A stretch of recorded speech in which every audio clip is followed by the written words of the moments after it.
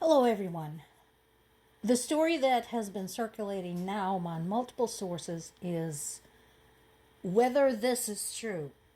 So, yesterday, this wasn't just one source, now it's in multiple, namely that some EU leaders are starting to prod President Zelensky to negotiate with Russia.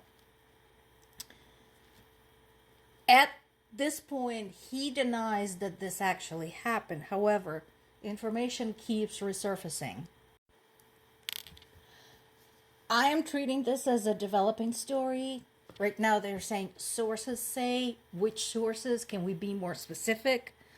But what is alarming is that the conversation about what Ukraine would have to give up in case of the negotiations in order to end the war. And my question to the world community and to the European community is this. Do you not remember the history of World War II?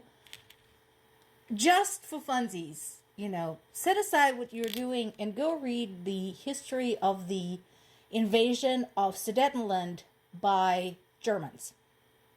The situation was eerily similar to actually Ukrainian Crimea, because Germany's excuse for barging in there was to protect the German-speaking population.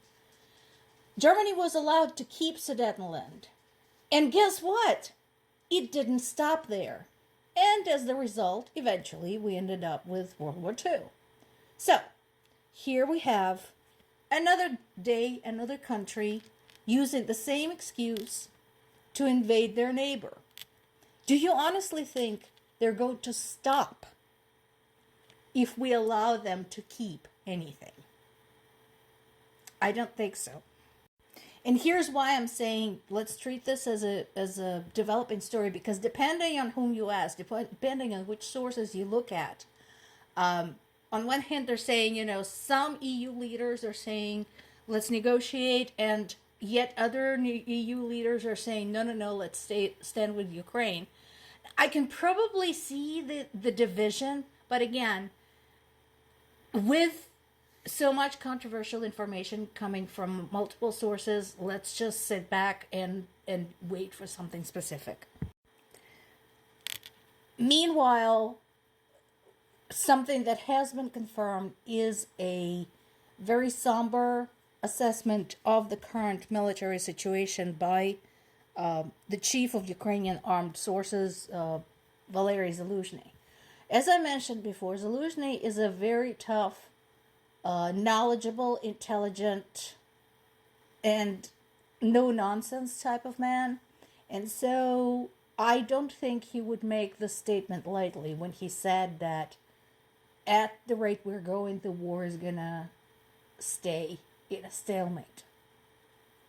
So unless something changes, I tend to believe him. Unless he is trying to mislead the enemy, which wouldn't surprise me. But at the same time, this is a very real possibility. Multiple sources have been commenting on the sort of what they describe as a drip coffee approach when it comes to providing aid to Ukraine. And that has been detrimental in Ukraine's being unable to make as much progress as they would like to. Also is not helping the attitude from some of Ukraine's so-called allies when they say they're tired of the war.